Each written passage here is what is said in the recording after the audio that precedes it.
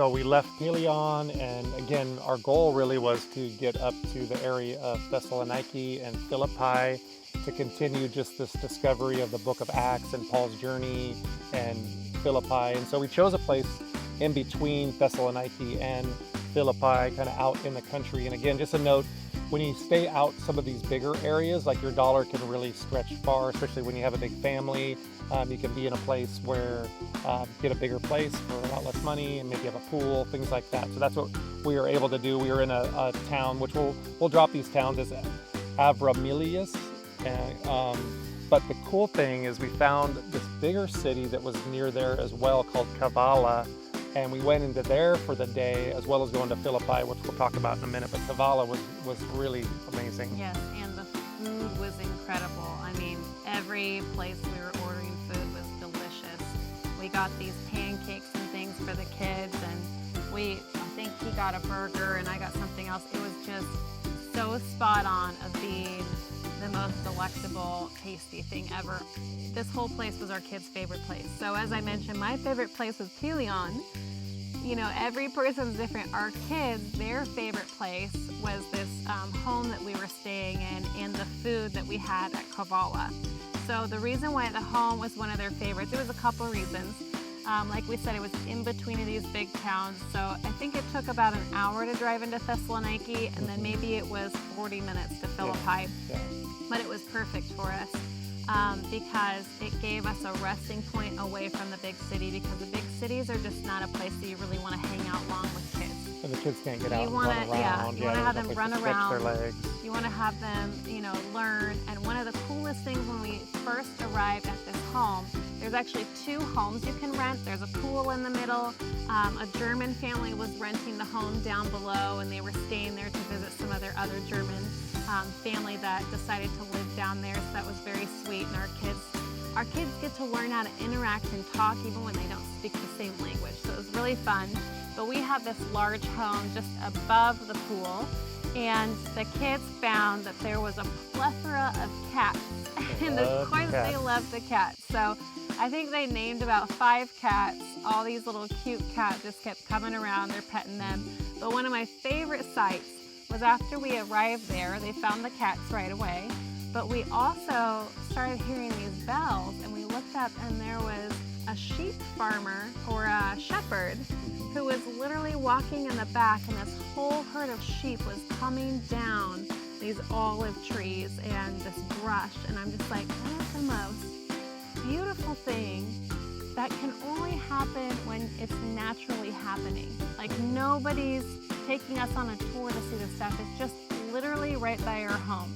There's farming happening. So for the kids to get to experience that and just meet other families, we thought that was a real treasure and treat. And staying in a place like that and being able to have your kids away from the city but have other family members join you with this home, having dual homes, we would absolutely do that again. So we pinned that on our map as a great place to stay. The family did not really speak English, so you just smile and wave. Just have to kind of figure things out. But Lots of thumbs up. They did share with us through a conversation as we got there the first night that you can order pizza and they'll deliver pizza. So we were able to have pizza delivered and not be hungry. I brought it on this motorcycle and I paid him cash. First night. Yeah. For that area, that could be a great, like Bethany said, because you could fly into Thessaloniki, and like the German family that we were staying in the same place with. There's a big island right out from there.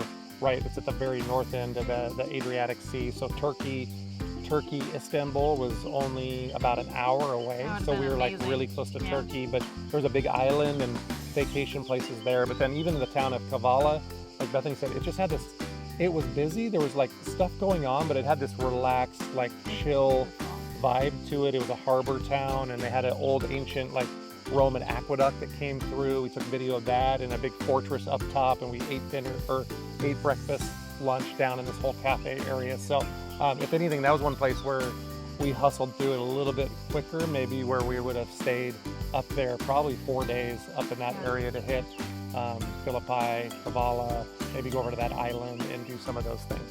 Now we're going to talk about Philippi again. That's the main reason why we went up to that whole area. We were able to discover all these other cool things around that area. So it was fun that that drew us for Philippi, but we discovered all these other really great things around it. And the cool history of Philippi, of course, Paul's letter to the Philippians, which was after the fact when he was in Rome. But Philippi is where Paul answered what they call the Macedonian call, where he had the dream about a man from Macedonia, which was Philippi.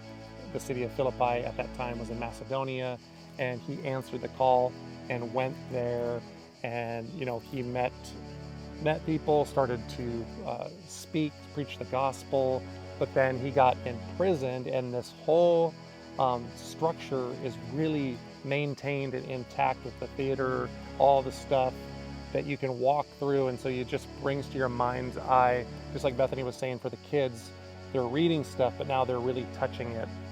Yeah, and if you remember, we had mentioned we're having our kids read through these chapters in the Bible as well, and then we're having them journal what resonates with them. So they're doing that before we travel there, because then when they travel there, they may have a new experience, a new encounter, and take away something else. And so the really neat thing for them to experience about Paul is, again, people are flocking to him. People are loving what he's sharing. It's something refreshing and new, so it's healing for them. And if you remember the story, there was actually a woman who was possessed, and so she was shouting things, following them. She was a slave girl to this magician, and so he was operating in a different, divination, and he loved having the slave girl as a part of his power. And so she was following, and the whole reason, it's like, why is she following him? Because her spirit is drawn to the truth.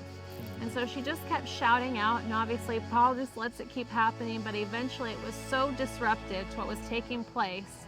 He said the demon needs to leave, and she was freed of the slavery of that demonic stronghold from the master who had this divination over her. And so he got so angry that he lost his money-making slave girl who was doing all these things for him, creating attention, that's where the attack came against Paul. And so he was turning things around of he's hurting people, he's leading people. It's like just this whole attack. And so Paul gets imprisoned.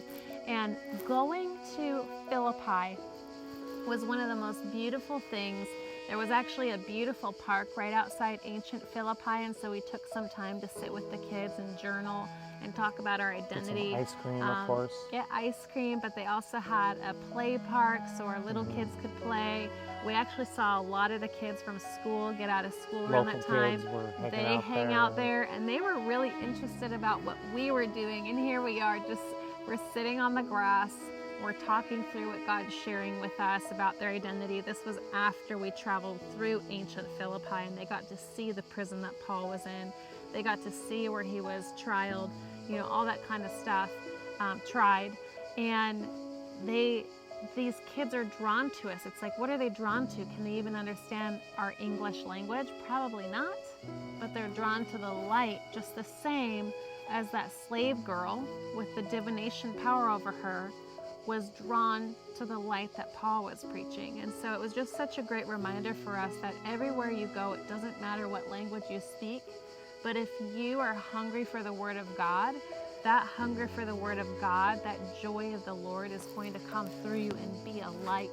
Maybe for a moment you could share about the theater, because that was wonderful too, and then the size of the prison and what happened with the prison. And you'll see afterwards. in the drone videos that we're putting here, just seeing how big this is and how big the area was, and the strategic part of how Philippi was from the mountains. It was really the only way through the mountains down to get to the sea, so you can see why the city was so important back in that time. But then the jail cell, it's still intact, it's there, and that's where the earthquake happened. And it's not a very big jail cell, and there were multiple people in there. Yeah, where the earthquake happened, and you have to read the story yourself, refresh yourself to how they got out. And the jailer, he was going to commit suicide because he thought everyone escaped, but Paul said, I'm actually still here. And they had the conversation. They went back and saved his whole family. So there's just a lot of really cool things. But going back when the letter goes back, Paul writing the letter back to the Philippians, I think, Philippians in chapter 4 is always about how we think and how we respond to things, think on these things, and just leveling up our thinking. So, again, that's something with our kids, with ourselves.